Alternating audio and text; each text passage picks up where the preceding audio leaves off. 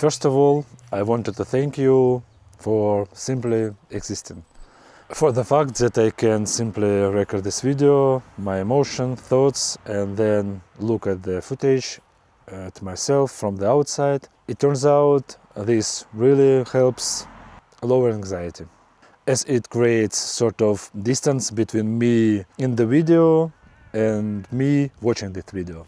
But more on that method in a moment. Have you ever had a thought that just wouldn't go away? You try to fall asleep or concentrate at something important or just enjoy silent moment, but your brain keeps going and not in the direction that you actually need. It keeps throwing the worst case scenario at you, work about things that haven't happened yet, or replaying things that already happened, things that you can't change anyway. So why did you put Jane in Cacti back in 5th grade?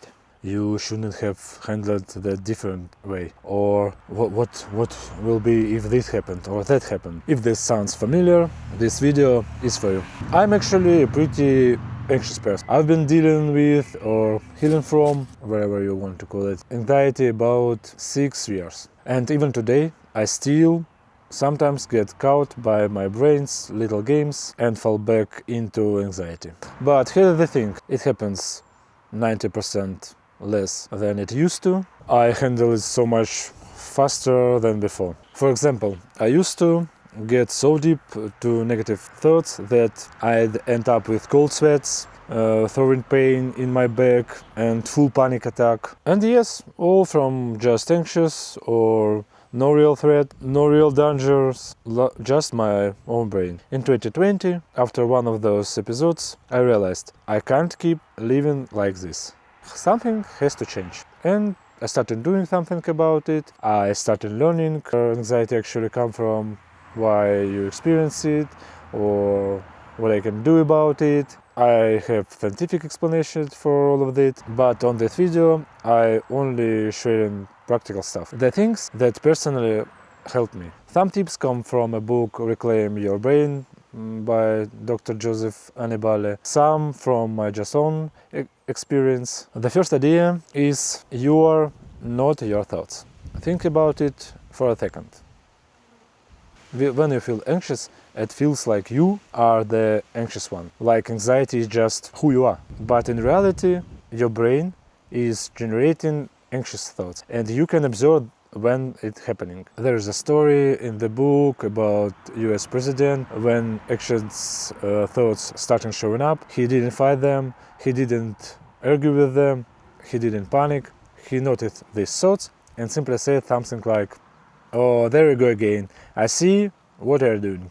But today, I'm not listening to you." And honestly, it works. When my brain throws an anxious thoughts at me, I cut it off right away. Something like, I'm not even going to go there. Sounds almost too simple, right? But it's incredibly powerful. Because when you name what's happening, when you say, my brain is doing its anxious things again, you create a little distance between yourself and that's thoughts. And the distance is everything. Now, at first, it can be hard to catch an anxious thoughts, and the moment that it appears, you usually notice these moments that it's already looping in your head, going round and round, giving to you no peace. So there is a really effect to wait to increase this distance by creating what I call inner space. And that way is meditation.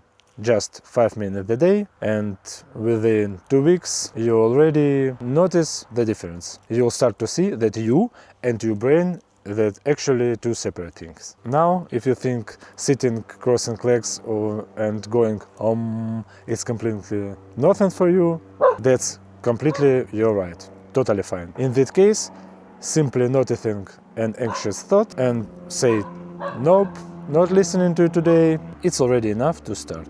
Next idea. Imagine a browser with 100 tabs open, with playing something, downloading, social media open, dozens of websites running in the background. Your computer is going to slow down, everything gets heavy, everything starts to crash. That's exactly what happened to our brain. And here's the real problem. In our modern world, we almost never close those tabs. You wake up and immediately grab your phone. You're scrolling through bad news before you're having breakfast. You have a stress from work, from family, from the future, from the things, and often things that you can't even control. And your brain never gets a real chance to have a reset. Here are the few real practical things that help me. First, don't look at the news for the first 90 minutes after wake up. Perfectly go outside or step at your balcony and look at the sunlight for 5-7 minutes. This significantly lowers cortisol in your body and as well stress. Seriously, try it. Second, cold shower. Yes, you heard this right. A cold shower also lowers cortisol levels, which reduces stress. But start gradually, not ice cold from day one, just cold enough to feel a little uncomfortable. That's already enough.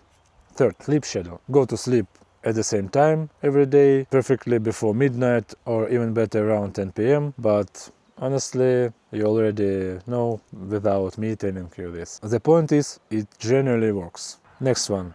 Anxiety loves speed. It loves when you act without thinking, when you react fast, move fast, rush through everything. So, next time you notice yourself moving quickly, feeling scattered, being reactive, just stop for 1 second, slow down. Keep doing what you are doing, but in slower, more deliberate pace. Each small shift moves you from your reactive brain back to the calm, thinking brain. It works incredibly well. Try it just once and you see it. So, long story short, your anxious brain is not broken. It's not your enemy, even though sometimes it feels like it is. It actually tries to protect you. It just does it too much, too often, about things that honestly don't need any protection. And the moment you stop fighting it and start gently working with it on your own terms, everything starts to change. You are not your anxiety. You are the one who can observe or notice it. And that awareness alone, and that small step back from the noise, is the beginning of something really powerful. If this resonated with you, I strongly recommend this book. It's called Reclaim Your Brain by Dr. Joseph Annibale. And thank you for watching. See you next week. Bye.